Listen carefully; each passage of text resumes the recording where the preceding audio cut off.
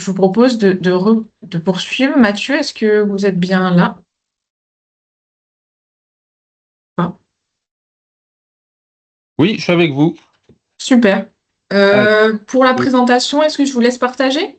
Ouais, je partage, pas de Oui. problème. Allez, super. Voilà, normalement, vous Merci. voyez mon écran. Tout à fait. Donc, bonjour à tous. Donc, Mathieu Marguerie, je travaille à Arvalis. Arvalis, c'est l'Institut technique des céréales. Donc, c'est voilà, un institut qui s'occupe d'accompagner techniquement les agriculteurs et puis les filières aussi hein, sur la conduite des céréales à paille. Et donc, nous avons une station régionale basée à Gréoux-les-Bains. Voilà, qui étudie beaucoup, de par son positionnement, l'adaptation de la culture de céréales, en particulier du blé dur, hein, qui est la culture phare de la région, au changement climatique. Hop. Donc du coup, ce dont on va parler ensemble, donc je vais vous faire très rapidement vous redire là les impacts du changement climatique sur les grandes cultures hein, dans le sud-est. On verra ensuite en termes d'adaptation, on a parlé d'adaptation, d'atténuation, en termes d'adaptation au changement climatique, on a un grand panel de solutions, il ne faut pas envisager ça comme des approches monosolutions, on parlera de l'azote, qui est un sujet important pour les grandes cultures, et puis après on terminera sur le bilan carbone des exploitations, donc dans le cadre du label bas carbone, ça a déjà été évoqué par Loïs et Romain notamment, et puis je vous parlerai d'agriculture, de conservation des sols, comme un des moyens potentiels d'améliorer le bilan carbone de nos exploitations céréalières ou de grandes cultures dans la région. Alors, un petit mot sur le climat à venir pour nos grandes cultures, hein, ça a été rappelé en introduction par Claire, hein. On a bien sûr des changements climatiques très forts, vous avez ici des modélisations de la pluie moins de l'évapotranspiration, qui est un très bon indicateur du stress hydrique, en fonction de climats passés ou de climats futurs, selon différents scénarios du GIEC, le RCP 4.5 étant considéré le plus réaliste dans les données que l'on a, et le 8.5 étant considéré comme beaucoup plus sévère et qui était partiellement abandonné. Et puis en dessous, vous avez la température maximum, qui bien sûr contribue fortement au réchauffement climatique. Ce que vous pouvez voir avec ce genre de données, c'est que le stress hydrique dans la région, donc j'ai mis sur Gréoux, mais bon, c'est vrai dans tout, modulo les valeurs, hein, mais les tendances sont à peu près les mêmes dans toute la région, dans tout le sud-est, hein, c'est qu'on a une augmentation des variabilités des stress hydriques au printemps, donc ça peut causer des pertes, notamment de rendement importants sur toutes les céréales d'hiver, et puis on peut avoir certaines années, par endroit aussi, des augmentations de risque d'hydromorphie hivernale dans certaines zones. C'est ce qu'on a eu cette année avec des pluies très importantes au mois de janvier, février, qui ont aussi des conséquences sur les céréales et en termes d'enracinement et de développement, qui ont à peu près les mêmes conséquences que le stress hydrique. Et puis, moins de risque de gel, si on regarde les céréales plutôt d'été, hein, les grandes cultures d'été, le maïs, le sorgho, ça se traduit par moins de risque de gel au printemps. Ça peut être positif parce qu'on peut élargir les dates de semis. Et puis, surtout, vous voyez sur le graphique, hein, une augmentation du stress hydrique en été. Et donc ça va poser problème pour les cultures d'été qui sont déjà très, très majoritairement irriguées dans la région et qui vont demander, l'irrigation est et restera encore plus indispensable pour ces cultures-là. Si on regarde les températures maximales, vous voyez que ça augmente beaucoup, notamment l'été. L'exemple actuel le prouve très bien. Donc ça veut dire sur des céréales, des augmentations des risques d'échaudage de fin de cycle, ça veut dire des grains qui se remplissent moins bien et un très fort impact sur les rendements. On l'a vécu cette année avec la première vague de chaleur très précoce qu'il y a eu au mois de mai. Et puis pour les cultures d'été, les fortes températures estivales, ça veut dire aussi des risques de problèmes de fécondation accrus. Sur le maïs, quand il fait plus de 30 voire 35 degrés, ça pose des problèmes de fécondation et donc des problèmes bien sûr en termes de rendement derrière. Donc, des impacts certains. On mesure déjà, d'ailleurs, hein, le changement climatique pour les céréales et les grandes cultures dans la région, et pas que dans la région, c'est déjà une réalité. Vous avez ici l'évolution des rendements en blé dur, qui est la culture majoritaire dans la région, depuis 1960 dans la région. Donc, en jaune, c'est les rendements réels, c'est-à-dire c'est les surfaces, c'est les volumes collectés par les coopératives et les organismes stockeurs, divisés par la surface. Donc en jaune, vous voyez que ça augmente, hein, donc ça c'est toute l'histoire de l'agriculture, hein, le développement de la fertilisation, le progrès génétique, la protection phytosanitaire, fait qu'on a considérablement augmenté les rendements. Et vous voyez là, on a des rendements qui stagnent, et puis surtout, vous voyez les points jaunes qui sont de plus en plus écartés. Donc on a une augmentation de la variabilité interannuelle des rendements, et c'est ça la traduction du changement climatique. C'est des années qui se suivent, mais qui ne se ressemblent pas en termes climatiques, et donc en termes de rendement et de potentiel de rendement. Et en bleu, vous avez l'évolution des rendements corrigés du climat. On a la chance depuis le temps qu'on les étudie, de bien connaître les céréales à Arvalis et d'avoir des modèles de croissance et de rendement des cultures. Et donc là, on a fait tourner ces modèles en disant, si le climat était resté à peu près constant de ce qu'on avait connu dans les années 80, comment auraient évolué les rendements. Et donc la différence entre la courbe bleue et la courbe rouge, c'est finalement le handicap climatique. C'est de combien les changements climatiques amputent notre potentiel de rendement. Donc vous voyez, on était à 3 quintaux en 2000, aujourd'hui en 2015-2020, on est aux alentours de 10 quintaux. C'est-à-dire que sur des potentiels de rendement qui sont déjà faibles dans la région, on est une région avec des faibles potentiels de rendement par rapport aux autres régions de France, on a à peu près entre 7 et 10 quintaux sur des potentiels de 40 quintaux qui sont amputés par le fait du changement climatique. Donc, bien sûr, tout l'enjeu, une grande partie du travail, nous, qu'on mène à Arvalis, c'est de réduire cet écart de rendement ou d'éviter qu'il devienne encore plus abyssal. Il y a beaucoup de leviers pour réagir. Hein. Il y a pas que des leviers techniques, d'ailleurs. Hein. Ça a été un peu évoqué tout à l'heure. Il peut y avoir des leviers politiques, de développement de l'irrigation, etc., etc. Voilà, nous on va agir, on va travailler beaucoup à Arvalis sur des leviers au champ, est-ce que des variétés plus adaptées, l'accompagnement technique des producteurs, etc., etc. En termes de leviers d'adaptation, quand on parle vraiment d'adaptation, les leviers ils sont très multiples. Ça va du gène, c'est-à-dire de la variété, au système de culture. On a parlé d'agriculture de régénération tout à l'heure, etc. Ça, c'est une partie système de culture. Quand on parle de gènes, on parle de variétés. Donc, identifier des variétés de blé dur, par exemple, mais ça va être vrai pour beaucoup d'espèces, qui sont plus résilientes face aux aléas climatiques et qui continuent d'être productives et qui ont une certaine régularité de la production malgré les aléas climatiques. Donc ça, c'est toute la recherche variétale. Donc nous, on y contribue par plutôt de l'évaluation variétale au niveau de la station de Gréoux, où on regarde quelles sont les variétés les plus résilientes justement face aux aléas climatiques et qu'est-ce qui, dans leur comportement physiologique, explique cette résilience pour qu'on puisse faire de la généricité et dire tel type de variété est plus adapté aux conditions extrêmes de fin de cycle que tel autre type de variété.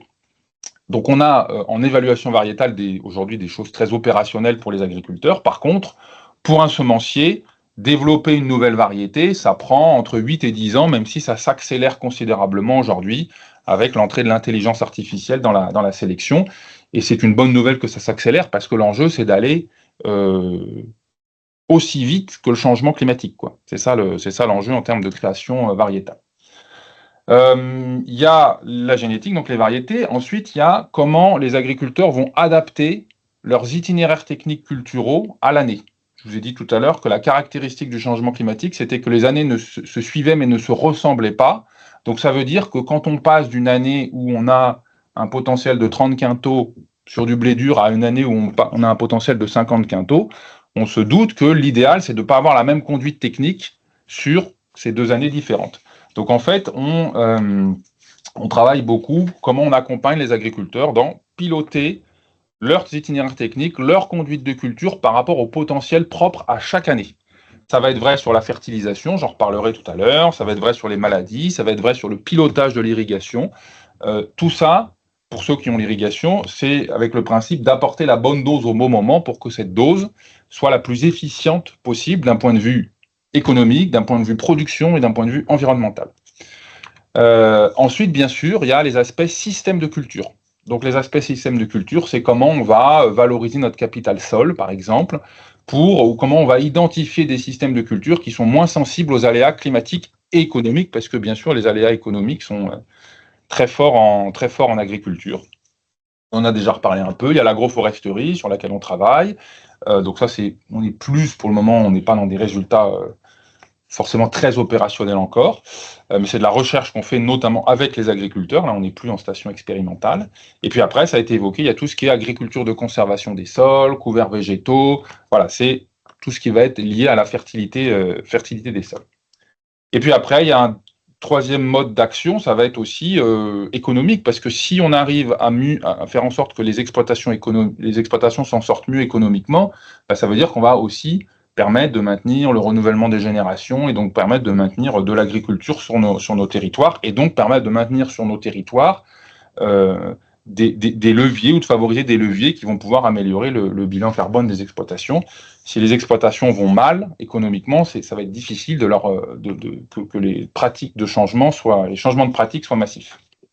Donc là, c'est des filières locales qui vont pouvoir se développer. Vous connaissez peut-être Loupan d'ici, qui est une baguette régionale dans laquelle les agriculteurs sont rémunérés en fonction de leur coût de production et pas en fonction de cours mondiaux. C'est aussi des travaux qu'on fait dans de la simulation des assolements futurs, comment les assolements des exploitations de la région vont être impactés par le changement climatique et comment il faudrait modifier ces assolements pour avoir le moins d'impact possible.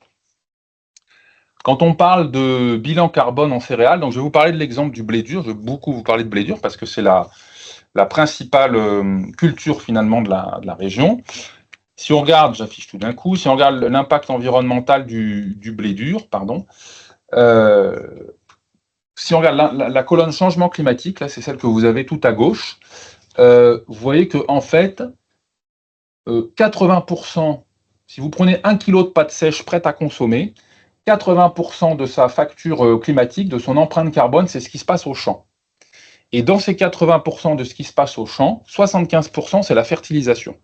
Autrement dit, sur 1 hectare de blé dur, ou 1 tonne, vous le prenez comme vous voulez, 75% de l'impact climatique, c'est la fertilisation. Et la fertilisation, c'est à la fois la fabrication des fertilisants minéraux qui ont des processus polluants, mais c'est aussi l'épandage. Quand on épand, il y a aussi des émissions, notamment de N2O, qui vont alourdir la facture climatique.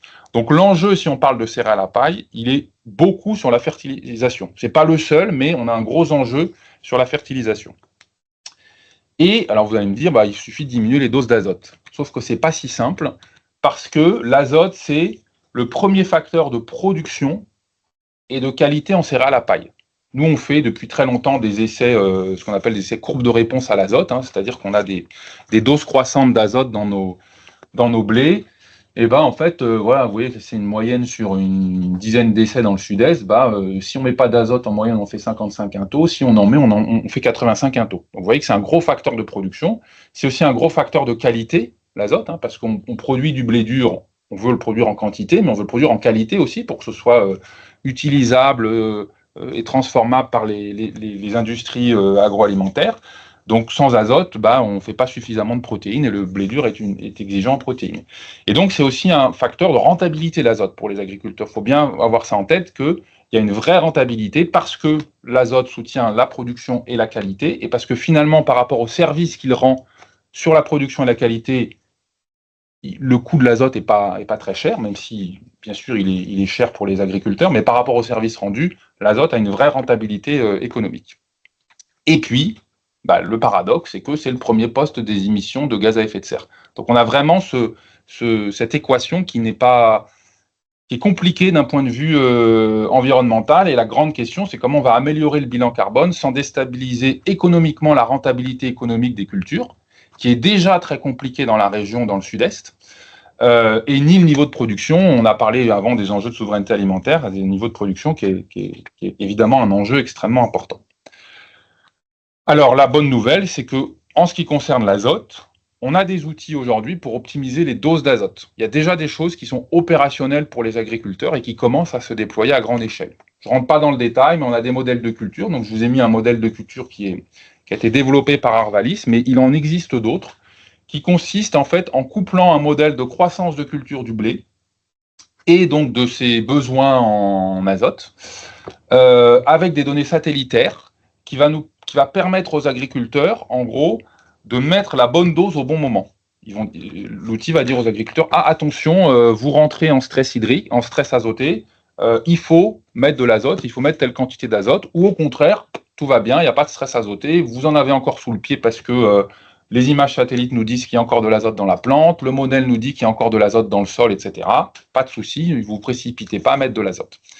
Quand on regarde les performances de ce modèle, on voit, c'est ce que vous avez ici, entre la dose X, qui est une méthode de calcul des besoins en azote du blé qu'on cale a priori, c'est-à-dire en début de campagne, on dit, mon objectif de rendement, c'est tant, le sol va me fournir tant d'azote, etc. Donc, je dois mettre, ici en l'occurrence, 225 unités d'azote, c'est-à-dire 225 kilos d'azote par hectare sur mon blé.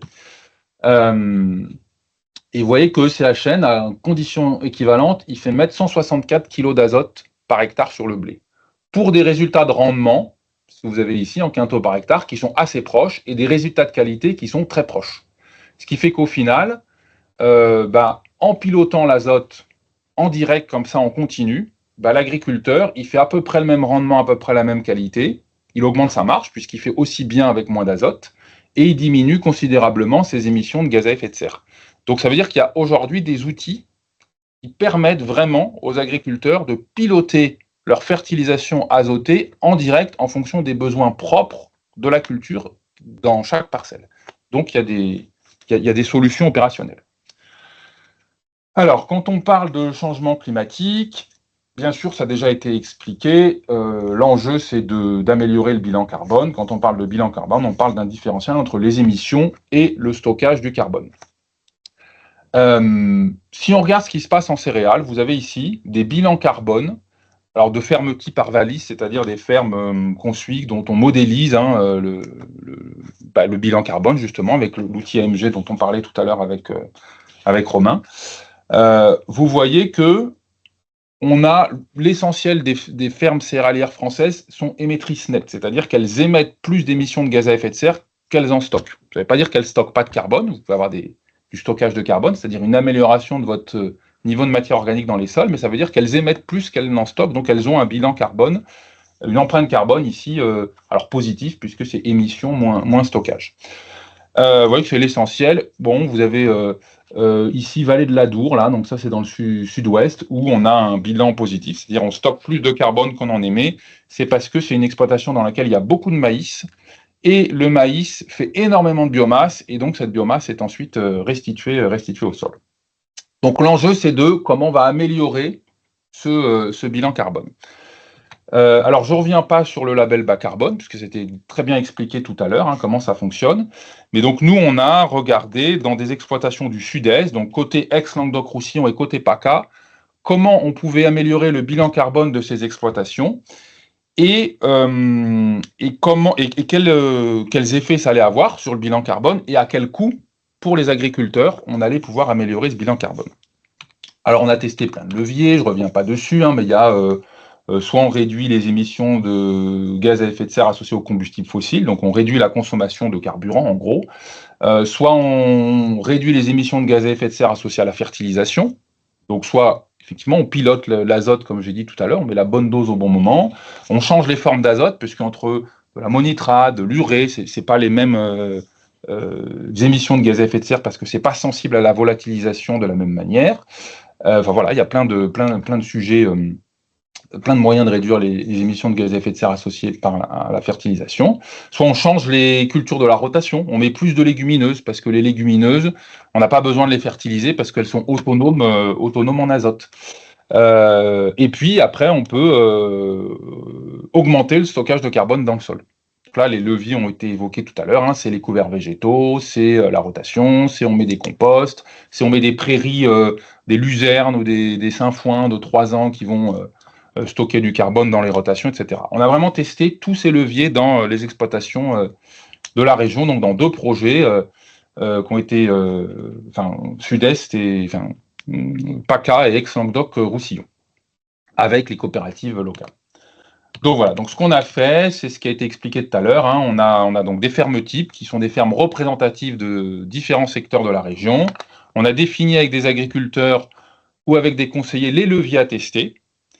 Et on a modélisé ces leviers avec des calculettes. Donc, cette CAP2ER a été évoquée tout à l'heure, mais il y en a plein d'autres. Des calculettes qui sont labellisées dans la méthode bas carbone pour regarder l'impact de ces leviers en mettant bien sûr des hypothèses. Si on parle de couverts végétaux, on a pris des hypothèses raisonnables sur comment on peut introduire des couverts végétaux dans les rotations céréalières de la région, connaissant notre climat. Hein, on n'a pas mis de couverts végétaux en plein été, par exemple, parce que après la récolte d'un blé, le climat dans la région permet de faire des couverts végétaux une année sur 10. Donc on a positionné des couverts végétaux au bon moment, et puis avec des biomasses crédibles, évidemment, vu notre climat, on ne va pas faire la même biomasse en couvert végétal que quelqu'un qui va semer un couvert végétal en Bretagne ou dans le nord de la France. Et puis on a analysé l'impact économique de ces leviers derrière. Voilà. Voilà, donc ça c'est tous les leviers qu'on a testés, hein, mais voilà, je ne veux pas les détailler, hein, mais des apports de les pros, c'est les produits résiduels organiques, donc c'est les composts, l'introduction de couverts végétaux, on modifie la forme de l'azote, on remplace l'urée quand il y a de l'urée utilisée dans les exploitations par de l'ammonitrate, qui est moins sensible à la volatilisation, on réduit le labour, donc on consomme moins de gaz à effet de serre, on remplace certains blés durs par des légumineuses, parce qu'on n'a pas besoin de les fertiliser, et puis on restitue les pailles, c'est-à-dire qu'on enfouit systématiquement les pailles, les chaumes, après la récolte. Alors, ce que vous avez ici, c'est l'analyse globale des 9 leviers, des leviers, sur nos 9 fermes types du Sud-Est. Comment se lit le graphique? Donc, vous avez à chaque fois, donc c'est pour ça que vous avez 9 points par couleur, et les couleurs représentent des leviers, la réduction du travail du sol, l'enfouissement des résidus, je change ma forme d'azote, je mets des couverts, je modifie mes rotations et je mets des composts. Ok? Et vous avez à chaque fois le nombre de crédits carbone générés, sans rabais. On a parlé un peu des rabais tout à l'heure, hein, mais c'est vraiment, on pourra en reparler, mais c'est vraiment brut, c'est-à-dire combien ça génère de crédits carbone, et puis le coût de mise en œuvre de ces crédits carbone. Là, j'ai mis en euros par hectare par an, on verra après en euros par crédit carbone, par tonne de carbone supplémentaire stocké. Donc vous voyez que, alors il y a quelques leviers ici qui ne coûtent rien, même des leviers qui rapportent de l'argent. Donc ça va être des leviers où on réduit le travail du sol, puisqu'on a fait des hypothèses en disant on réduit le travail du sol, mais sans modification de rendement derrière. Ce qui est contestable, mais en même temps, on l'a fait, on a été très, très prudent aussi sur nos hypothèses de réduction de travail du sol. Parfois, changer la rotation, c'est-à-dire remplacer du blé dur par des légumineuses, parfois c'est rentable, parce qu'on va aller sur des légumineuses à haute valeur ajoutée, par exemple du soja dans les exploitations qui ont l'irrigation. Parfois, vous voyez, ça l'est moins. Ça génère systématiquement des crédits carbone, mais ça l'est moins parce que une lentille ou un pois chiche, en moyenne, c'est beaucoup moins rentable que du blé dur parce que c'est beaucoup plus incertain en termes de production. Donc vous voyez que derrière les leviers, il peut y avoir plusieurs réponses.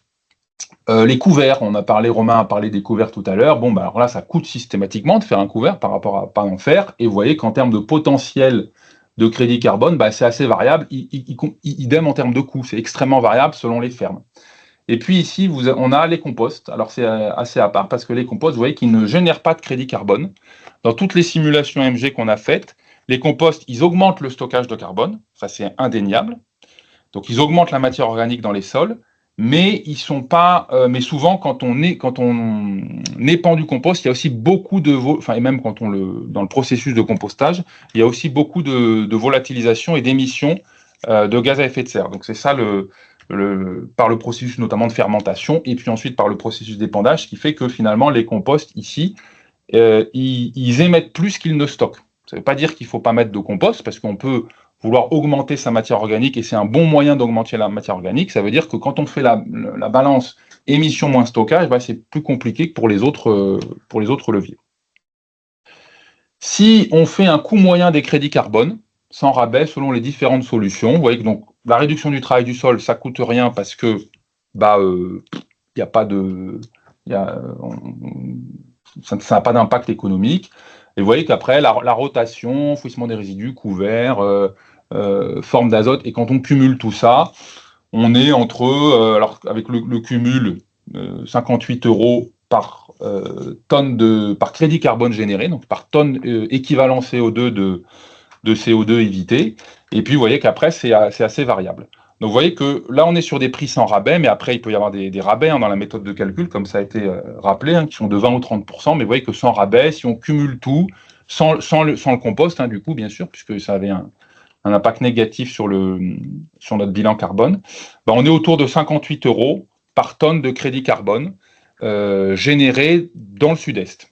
si on a un marché autour de 30-35 euros la tonne, comme ça a été évoqué tout à l'heure, vous voyez que ça, c'est pas un levier suffisant pour tout financer, mais ça en finance déjà la moitié, une bonne partie, donc ça peut être un vrai levier pour aider à la transition.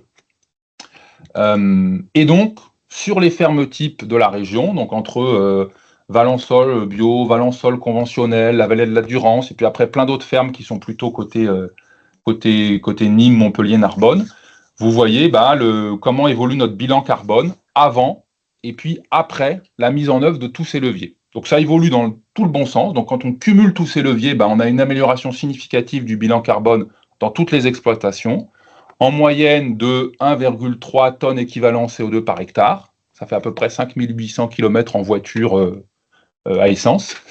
Voilà, avec un coût moyen, donc du coup sans rabais, ça coûte à peu près 70 euros par hectare et par an aux exploitations, à peu près de 6 000 euros par exploitation et donc une cinquantaine d'euros par tonne équivalent CO2. Voilà un peu les ordres de grandeur. Ça veut dire quoi? Ça veut dire que l'amélioration du bilan carbone, donc elle est constatée dans toutes les fermes étudiées. On a pu hiérarchiser les différents leviers qui permettaient de séquestrer le carbone, enfin d'améliorer le bilan carbone. Le prix actuel du carbone, il n'est pas suffisant pour couvrir les coûts de mise en place, mais il va aider à la transition. Donc voilà, c'est une démarche qui peut être intéressante, mais bien sûr, c'est une démarche qu'il faut concilier avec d'autres enjeux. C'est pour ça qu'on a beaucoup parlé d'économie aussi, parce que les enjeux économiques sur les exploitations agricoles actuellement sont très, très compliqués. Il peut y avoir, ça a été rappelé, des freins climatiques, c'est-à-dire que ça ne réussit pas tous les ans. Un couvert végétal dans la région, ça ne réussit pas tous les ans, ça peut avoir une très grande variabilité de réussite et de biomasse. Et puis les agriculteurs ont des fois d'autres enjeux à gérer. Ils ont d'autres enjeux agronomiques sur la gestion des mauvaises herbes, etc. Si on réduit le labour, on peut avoir aussi plus de mauvaises herbes potentiellement. Donc il faut aussi intégrer, bien sûr, ces marges ces leviers pour le bilan carbone dans la stratégie globale de la durabilité de l'exploitation sur tous ces points de vue.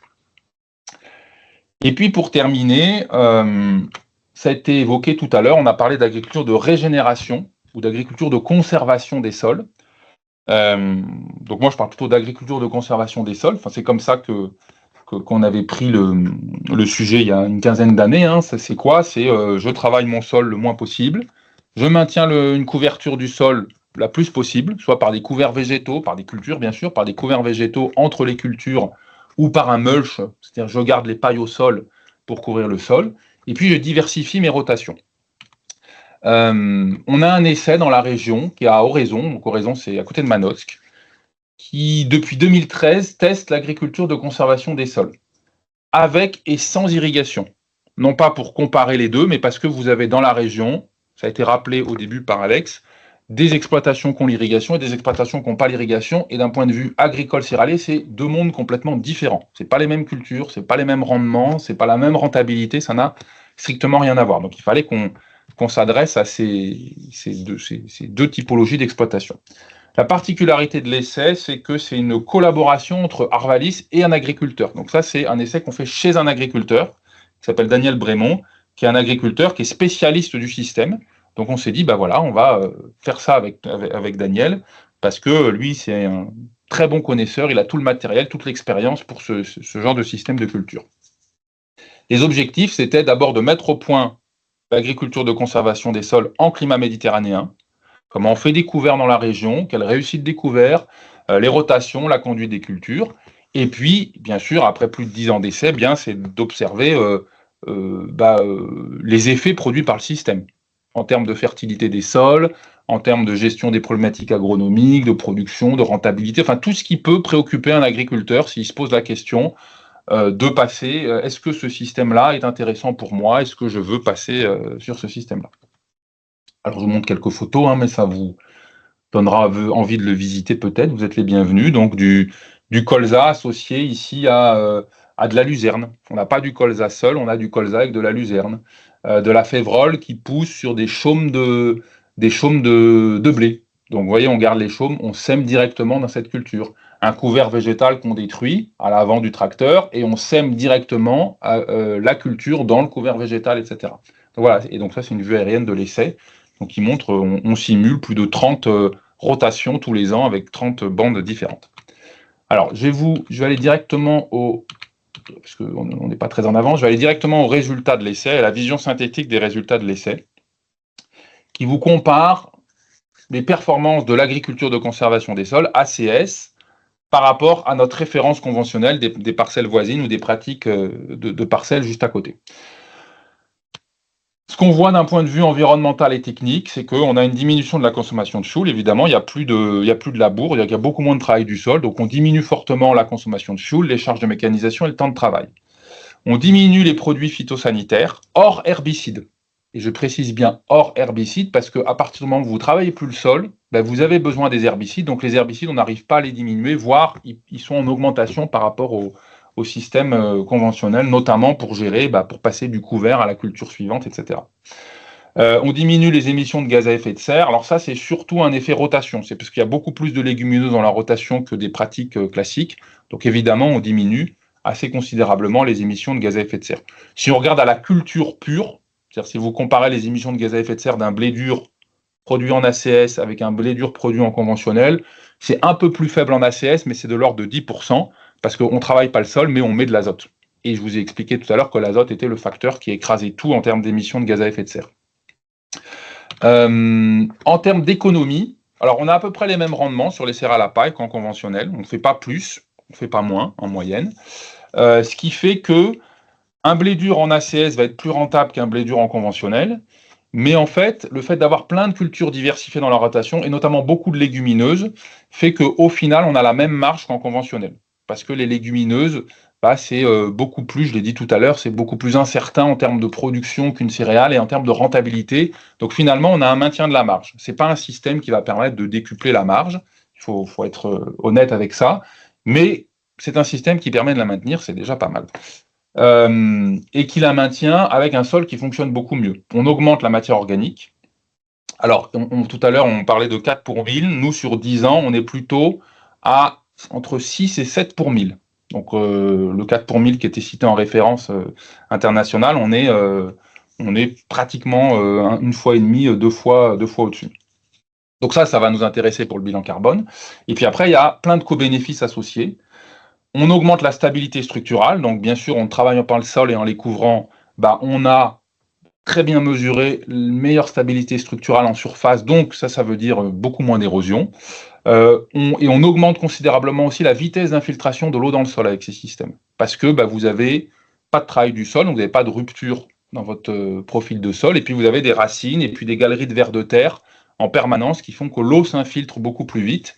Et ça va être intéressant en cas d'événements de pluie très importants pour avoir pas d'eau qui snague ou d'érosion hydrique, et puis pour pouvoir revenir beaucoup plus rapidement pour les agriculteurs dans les champs. Et puis, en termes de biodiversité, on augmente les vers de terre de manière assez flagrante, pas d'effet sur les araignées, et on diminue un peu les carabes, qui sont des autres agents auxiliaires du sol, et ça, c'est une bizarrerie de l'essai, parce que généralement, en ACS, on voit plutôt une augmentation des carabes. Donc tout ça pour vous montrer que ces systèmes-là, alors ce n'est pas des systèmes miracles, parce qu'il n'y a pas de système miracle et il n'y a pas de solution unique, mais on a une rentabilité économique maintenue, des services agronomiques accrus, mais attention, c'est un apprentissage complexe, c'est-à-dire que c'est difficile, comme c'est extrêmement technique, et donc là, je vous montre quelque chose qui fonctionne en routine après 10 ans, mais en fait, dans les faits, il y a toute une phase de transition, et c'est cette phase-là qui est compliquée parce que on va remettre pendant plusieurs années de l'incertitude technique, donc de l'incertitude économique chez les agriculteurs, et ça, vu le contexte actuel, vu les problèmes de trésorerie qu'ont les exploitations agricoles, c'est pas évident. Et puis, il reste aussi en point à travailler la question de la consommation d'herbicides de ce genre de système.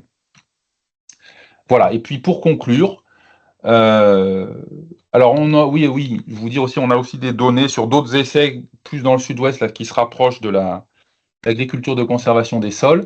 On a montré sur ces essais-là, en adoptant un système proche de l'agriculture de conservation des sols et en pilotant les apports d'azote, comme je vous l'ai montré tout à l'heure avec des modèles, on peut économiser sur un blé dur entre 70 et 80 kg d'azote à l'hectare. Donc c'est beaucoup parce qu'un blé dur, on met en gros, aux alentours de 200 kg d'azote, 200-220 kg d'azote à l'hectare en moyenne. Donc vous voyez qu'on C'est vraiment la combinaison de pratiques qui va permettre de faire aussi bien avec moins. En disant, j'ai des approches système, ça m'économise 40 kg d'azote à l'hectare, et j'ai aussi des approches pilotage de l'azote, choix des variétés, etc. C'est à peu près 40 kg d'azote à l'hectare. Et pour terminer, dire que on parle beaucoup de ce qui se passe dans le champ des agriculteurs, parce qu'effectivement, si vous prenez la production céréalière, je vous ai montré, l'essentiel de l'impact chez les agriculteurs, mais ça dépend quand même aussi beaucoup. Les agriculteurs, ils produisent pour des filières. C'est-à-dire qu'en blé dur, il faut 13,5% de protéines parce qu'en dessous, c'est difficile de faire des pâtes de bonne qualité, etc.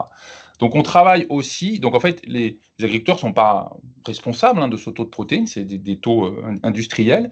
Donc, on travaille aussi avec les industries agroalimentaires, notamment Panzani, pour regarder est-ce qu'on peut réussir à faire des pâtes d'aussi bonne qualité avec peut-être un peu moins d'azote. Parce qu'on va regarder le taux de protéines, mais on va regarder aussi d'autres critères, on va regarder aussi la qualité des protéines, et donc on a des gros projets qui sont actuellement en cours, un projet qui s'appelle Blé Cardure, qui rassemble beaucoup de partenaires, et dont les industries pastières, pour voir si on peut utiliser moins d'azote sans pénaliser la qualité, sans pénaliser le produit final. Donc aujourd'hui, il y a aussi beaucoup d'avancées à venir sur ces aspects-là. Voilà, en termes de présentation. Merci Mathieu pour cette présentation et puis pour le lien aussi avec l'aval. On l'avait dit en introduction, mais c'est aussi l'objectif de la matinée et les solutions, elles sont un peu partout. Et c'est bien aussi qu'on arrive à coopérer entre les acteurs